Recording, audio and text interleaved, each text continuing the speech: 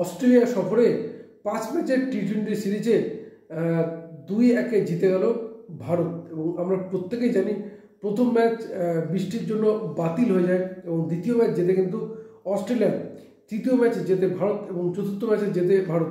এবং যার ফলে যে 5 ম্যাচের টি-20 সিরিজে পঞ্চম ম্যাচে মাঠে নামার আগে ভারত কিন্তু 2-1 এগিয়ে ছিল। ফলে এই ম্যাচ যদি ভারত জিততো তাহলে অনায়াসে সিরিজ জিতে যেত।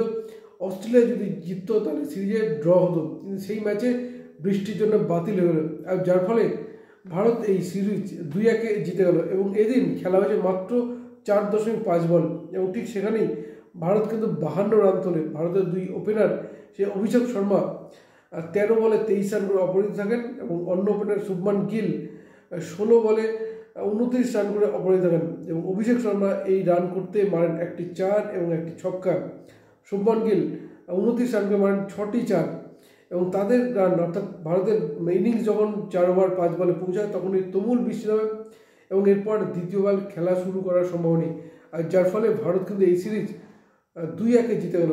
এবং এই জয়ের সুবাদে বলা চলে অস্ট্রেলিয়ার মাটিতে অস্ট্রেলিয়াকে টি-20 সিরিজে কিন্তু হারালো ভারত।